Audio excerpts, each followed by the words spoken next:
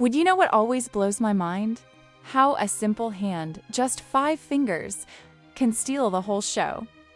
Thing has so much character and personality for being just a hand, and I honestly love it. A hand with secrets? Oh yes. Thing has been dropping hints since day one. You just didn't notice. Let's track down all the sneaky little clues that prove the reveal was hiding in plain sight. You're watching Tale Bloom. Welcome to the channel. Spoiler alert. If you haven't finished Wednesday yet, you might want to pause here. So, who is Thing?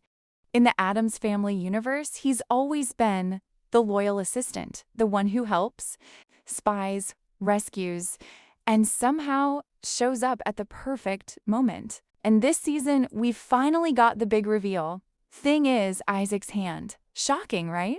After all those hints, it finally paid off. Before that reveal, fans had plenty of wild theories. Some thought he was a cursed servant, a ghost or spirit trapped inside a hand. There were Frankenstein-style theories too, that he was stitched together and brought to life with electricity. And of course, a popular idea was that he had to be tied to the Addams bloodline, maybe even the hand of some forgotten ancestor. And honestly, I believed this theory too. But the truth turned out to be both simpler and cooler. Thing was Isaac's hand, and the clues were there from the very beginning. The first one was in the show's intro. We see Thing crawling out of a tree. Later, Isaac himself emerges from a tree after being dead and trapped inside it for years, until Pugsley revives him. Symbolic? Absolutely. Then came that blink and you'll miss it scene in Willow Hill, where Isaac sees him for the first time and realizes the truth. And later, the butterfly scene. A butterfly lands right on Thing's finger, mirroring the cocoons that came out of Slurp. Creepy and brilliant foreshadowing. And don't forget the Body Parts Club. You don't have any idea where you came from. Thing admitted there that he didn't know his origin, which was a clear wink from the writers. Don't worry, you'll find out soon. Even his name has symbolism. You can actually form the word thing from the letters of night, and in the Addams universe, nothing is accidental. In Charles Addams' 1930s cartoons, Thing wasn't a hand yet. It appeared more as an unseen presence, or something undefined, popping up behind doors or inside rooms as a quirky gag. The disembodied hand concept came later, in 1954, in the collection Homebodies. There's a panel showing 2 detached hands changing a record on a turntable, often considered the earliest prototype of what would later become Thing. By the 1964 TV series The Addams Family, the character was firmly established as a hand, usually emerging from a box or drawer to deliver letters, answer the phone, or perform small tasks. It was funny and iconic, but still played mostly as a gag. In the 1990s films, especially The Addams Family and Addams Family Values, Thing's role expanded. He ran on his own, made expressive gestures, and even rescued characters in comedic ways. Yet, despite these upgrades, he was still treated mostly as comic relief. Then Wednesday completely changed the game. Here, Thing isn't a prop, a trick, or just a mascot for laughs. He got a real storyline, spying, risking his life, saving others, and even showing emotions. He reacts to pain, friendship, and loss, and he even set his own boundaries. And that's what makes him feel like a true hero. And who didn't cry during the stabbing scene in season 1? Fans were devastated. It felt like losing a real friend. If you die, I will kill you.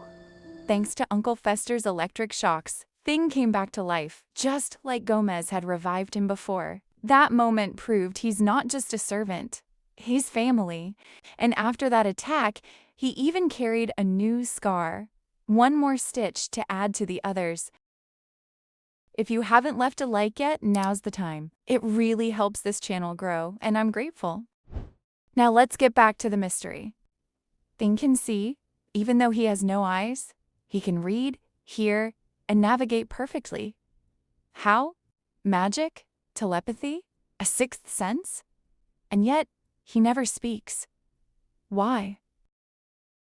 Behind the scenes, it gets even crazier. For the longest time, I thought Thing was pure CGI, but he's played by Victor Dorobantu. Before the show, Dorobantu worked as a magician performing card tricks, which helped him give Thing such expressive movement.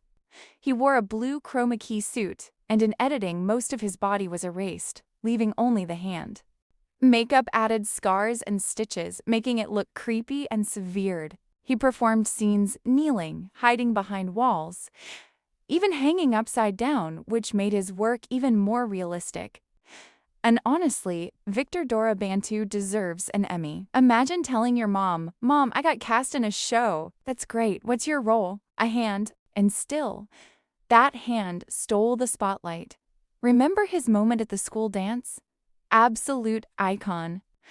Personally, I'd watch an entire movie, or even a series, just about him. It's crazy that a single body part can have such an impact. The irony is that Thing turned out to be the smallest but the coolest part of Isaac. Like Wednesday said, the part is definitely greater than the whole. I couldn't agree more. And what's even more powerful, his brief reunion with Isaac. Now I am complete. For a moment, it felt like he might be forced to stay a part of him forever. Thing, we know you're still in there. This was never part of your family. It's a part of me. But thank God, Thing managed to break free, to become his own being again, and to choose the Addams family as where he truly belongs. Thing literally betrayed his own body for them. So what do you think? Is he just a helper? A traitor? Or the most underrated hero of the Addams universe? And most importantly, would you watch a spin-off starring Thing? Drop your thoughts in the comments, and don't forget to give Thing a high five on your way out.